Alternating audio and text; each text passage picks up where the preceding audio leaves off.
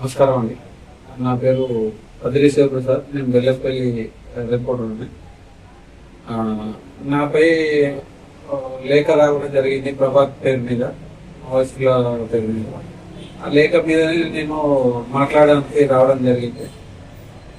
లేఖలో కొన్ని ఆరోపణలు చేసేళ్ళు. ఆరోపణలలో నిజం లేదని చెప్పేసి నేను నమ్ముకొని ఇక్కడ విలేకరుల సమావేశంలో మాట్లాడడం జరుగుతుంది. నా మీద వచ్చిన అభియోగాలన్నీ అవాస్తవాలని నేను అనుకుంటున్నాను. దాన్ని ఒక్కసారి మీరు పునరాలోచించుకోండి ప్రభాతన్న గారు. ఎందుకంటే నేను ఎలాంటివి చేయలేదు, నాకు ఒకసారి చూడండి. నా వ్యక్తిగతంగా బ్యాక్గ్రౌండ్ అయినా చూసుకోండి. నేను ఎక్కడ డబ్బు సంపాదించలేదు, ఎవరికి బెదిరించింది కూడా లేదు అని నేను అనుకుంటున్నాను. ఇంకెవరైనా నా పేరు చెప్పుకొని ఏమైనా చేస్తే, నేను దాని మీద నాకు తెలియకుండానే ఏమైనా ఎవరైనా చేస్తే చెప్పలేము. దయచేసి మీరు ఒకసారి మళ్ళా నా గురించి ఆలోచించండి. నేను సమాజంలో మంచిగా ఉండడానికి నాకు కొంచెం సహాయం చేయండి. మీ లేఖ వల్ల నా మీద మీ లేఖ ఇచ్చారు, తెల్లారా నా మీద అమానుషంగా దాడి చేయడం జరిగింది.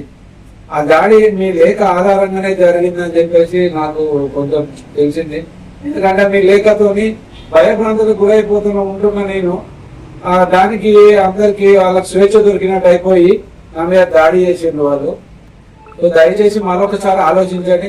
నేను తప్పు చేసినట్టయితే నేను ఎక్కడైనా ఎవరికైనా నా వల్ల బాధ అనిపిస్తే వాళ్ళందరికీ నేను బహిరంగంగా కూడా క్షమాపణ చెప్పడానికి సిద్ధంగా ఉన్నాను.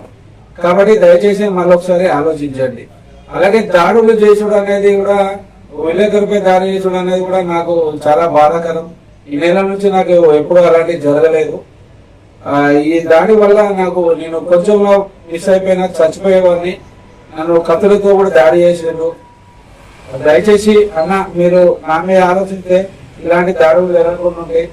కొందరు అల్లముఖలకు మీరు అవకాశం ఇవ్వకుండా నన్ను కాపాడండి అని చెప్పేసి కోరుకుంటున్నాను.